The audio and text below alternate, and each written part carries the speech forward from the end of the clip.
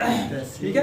اب 3 لیکن بلوم نے صرف ہیڈ پہ کام کیا ہے. اس کے لیے وہ 6 اس کے اس نے اسٹیجز بنائے ہیں. پہلا ہے نالج علم، دوسرا ہے انڈرسٹینڈنگ سمجھنا، تیسرا ہے یہ اپلیکیشن اطلاع.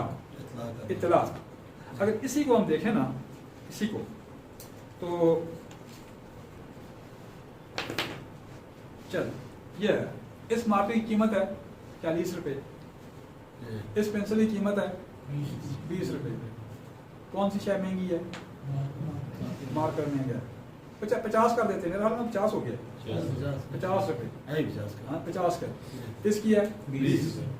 کون سا مہنگا ہے؟ یہ ہے. اب 300 روپے میں کتنے مارکر آئیں گے؟ تھوڑا سا ذرا ہائر آرڈر اب سوچنا پڑے گا. 300 میں کتنی پنسلیں آئیں گی؟ یہ ہو جائے. اب اس کے بعد آپ ہائر آرڈر سوال ایک بنائیں. وہ سوال کیا ہوگا؟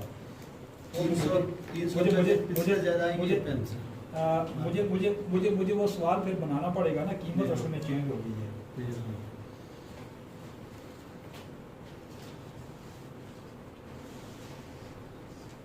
560 روپے میں برابر تعداد میں پنسلیں اور مارکر بازار سے لائیں. آپ کے پاس 560 روپے ہیں، آپ نے برابر تعداد میں لانے ہیں، جتنی پنسلیں ہو اتنے مارکر ہو. روپے آپ کے پاس 560 ہے، 560 ہے، کمی بیشی نہیں کرنی ہے. روپے برابر نہیں کرنے، ان کی تعداد برابر کرنی ہے. یہ اطلاق ہے، تیسرا درجہ اس کا. اور یہ لوور آرڈر ہے. کیسے کریں گے آپ؟ 7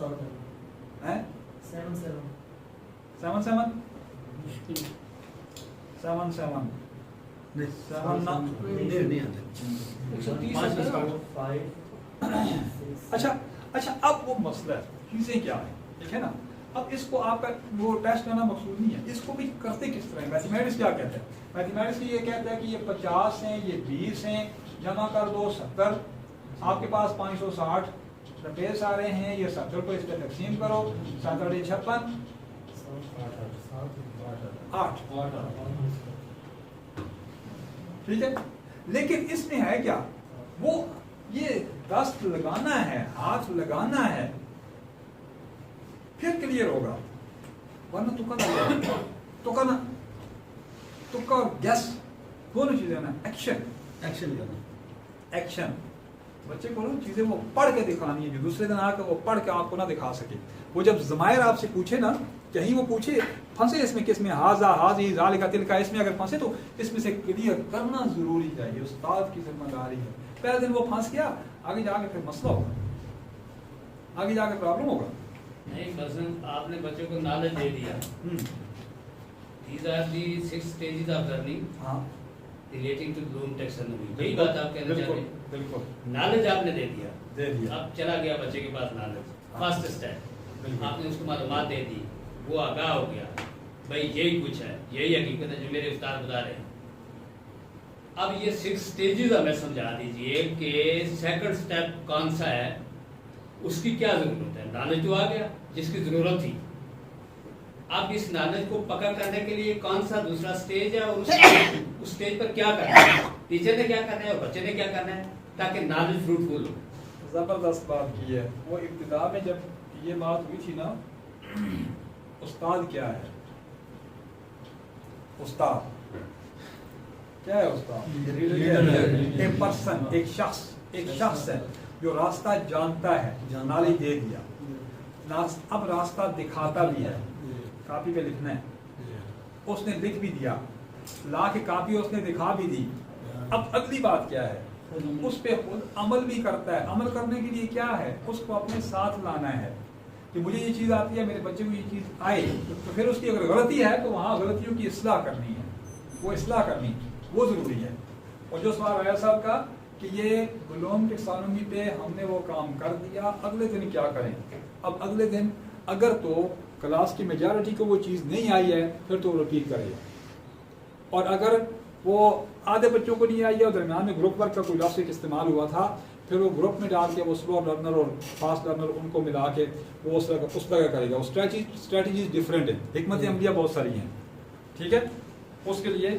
اور پھر جا کے پھر بات کہاں تک آئے گی کہ وہ پھر اس پہ عمل کر کے ہاتھ سے لکھوا کے बच्चा एक पर्सन को आया उधर पढ़ने के लिए, उसने मैंने बेसिक 2 चीज़ें पूछी, उसको भी वो भी ना आई।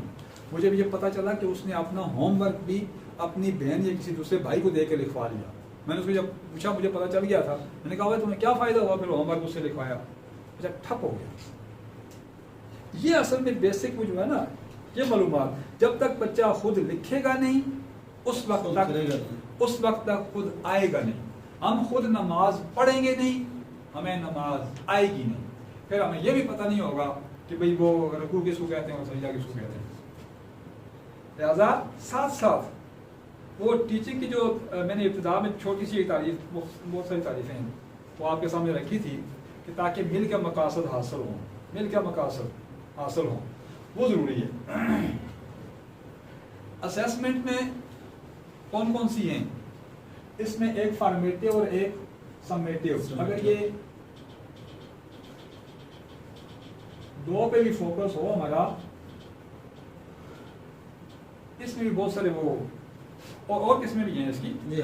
फॉर्मेटिव या साथ वाली, जब साथ वाली हो, कमदार साहब के स्कूल का उस्ताद साथ वो अपने वो बच्चों से पूछ भी रहा है, उसको पता है मसला ही कोई भी नहीं है, कल ना कमदार साहब से डर है ना कोई और मसला कोई भी नहीं है, ना तरक्की बंद होगी, कुछ नहीं होगा। यानी इट मींस कि ये स्टेप क्लियर हो गया, अगले वाला देखिए। हाँ, अगले वाला समेटिव मींस के पूरा ऑन दी होल, वो समेटिव तो आखिर पे। अभी वो क्लियर नहीं हुआ सर। मैं ये कह रहा था ब्लूम्स टैक्सोनॉमी मसलन जी नॉलेज स्टेज है, आपने बच्चों को एक सबक पढ़ाया है, नॉलेज आपने दे दिया, यानी it is upon the students to remember that knowledge which you have provided to them.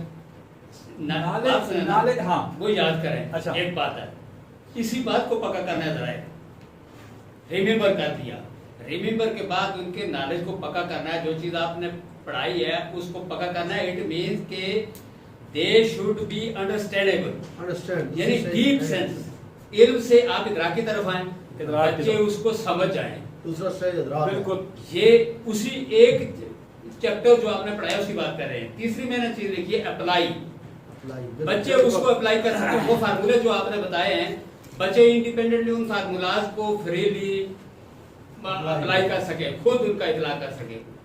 अगली बात, मसलन आपने एक्टिव पैसिव वॉइस का कोई फार्मूला दिया है, इस तरह बनता है, इस तरह बनता है, इस तरह बनता है, वो खुद कर ले, इस काबिल हो जाए।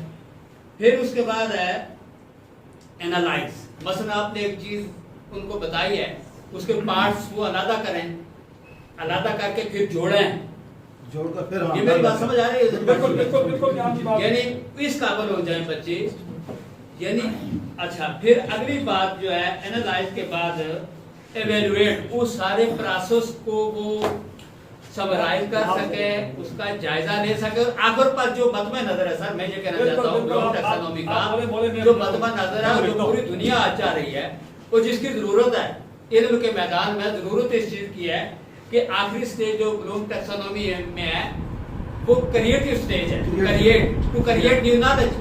यानी आप आगे जाओ, बच्चा आपका इस काबिल हो जाए कि वो खुद से वो उधर लकीर का फकीर ना बने, बल्कि वो खुद से चीजें क्रिएट करे, नॉलेज क्रिएट करे, चीजें क्रिएट करे, बनाए।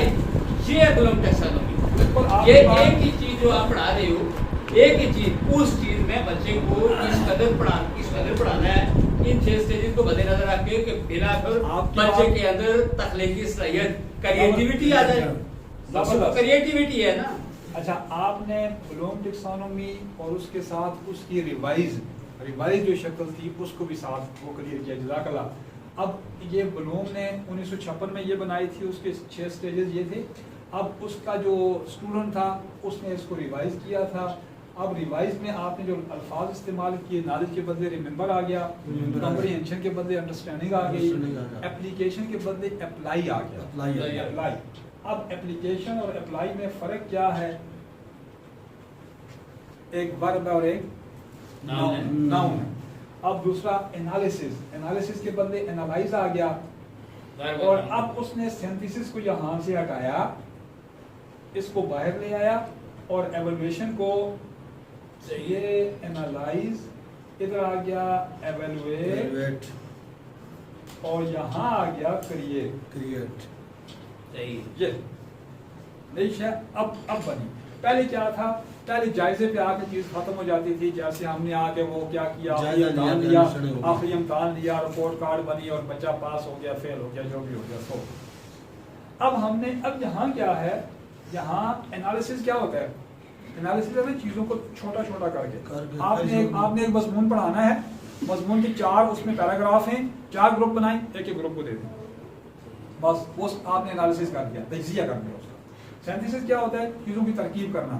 جیسا ہم نے جو بورڈ ہے بجلی والا، اس کی اگر چھوٹی سی مثال لیں، سامنے ایک چیز، اس کا پتہ لگ گیا کہ یہ بورڈ ہے، اب یہ اس کے نالج میں آ گیا، انڈرسٹینڈنگ کیا ہے، اس کا بٹن آن کیا، وہ جی بلب بل گیا، جل گیا، روشنی آ گئی۔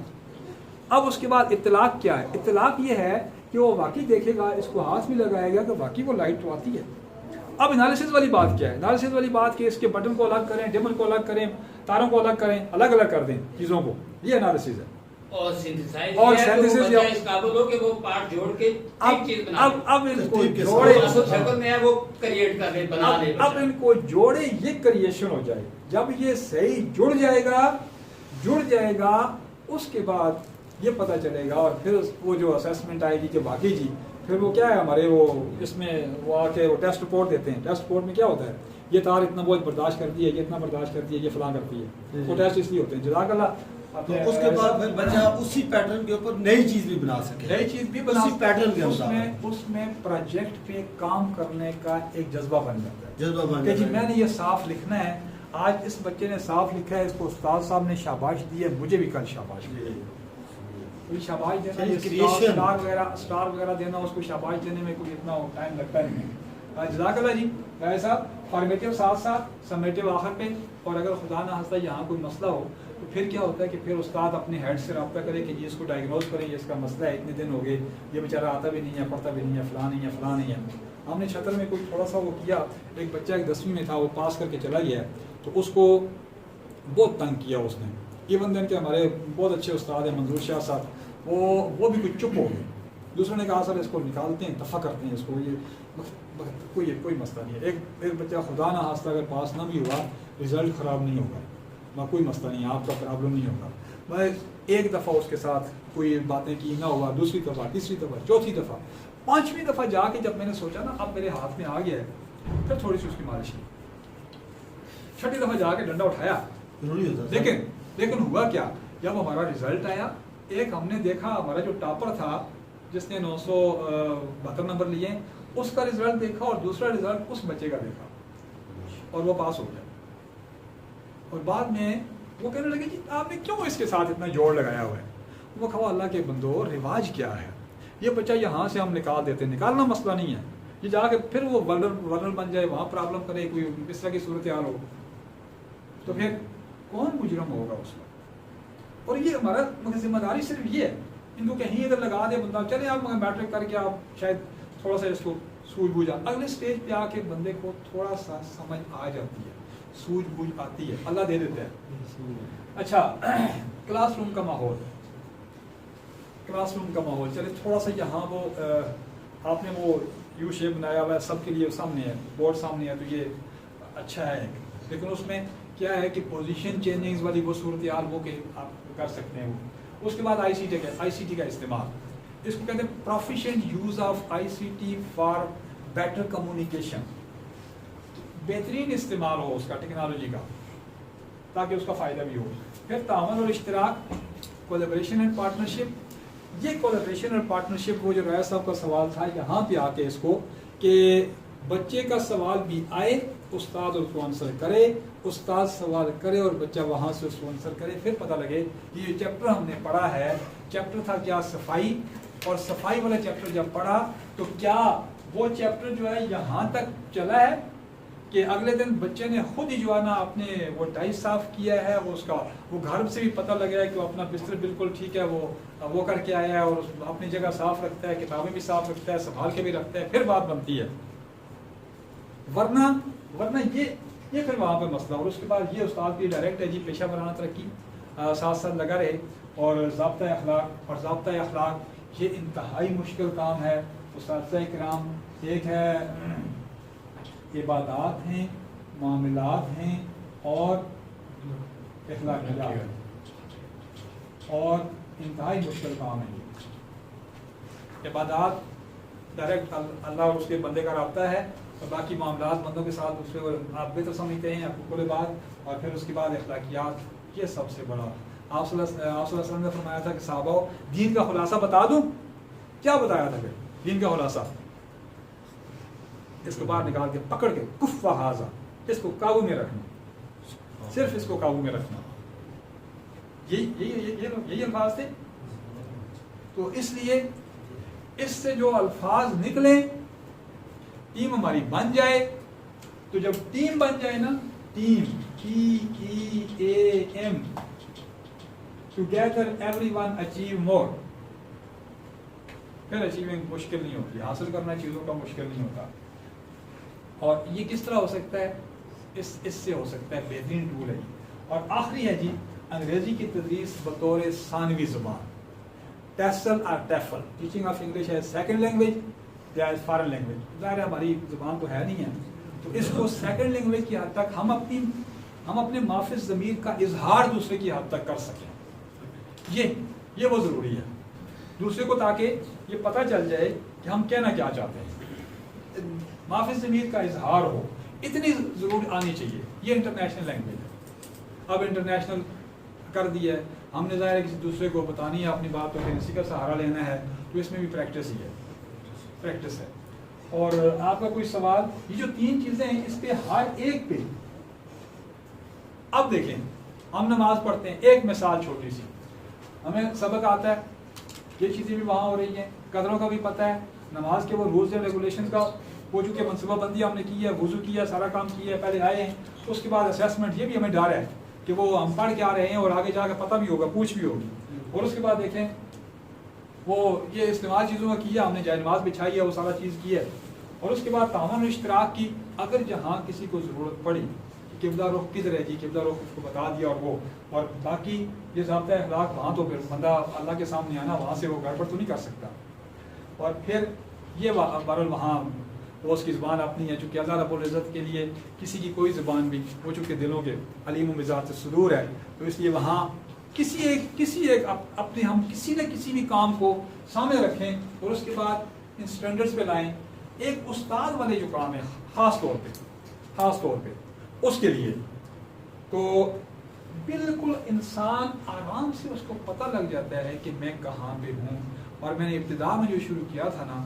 اسی کو صرف دیکھیں کہ اللہ رب العزت کے پیغام کیا ہے اور پھر ملے گا کیا انعمت علیہم کے مصداق اور اس کے بعد آخری رزلٹ پھر اس پہ چھوڑنا ہے لیکن اگر ہمارے بچے کو کچھ نہیں آئے گا ہماری اس پوری ٹریننگ کے بعد پھر ہمارا بچہ خالی رہے گا جیسے تھے پھر وہ ہم سے زیادہ پوچھو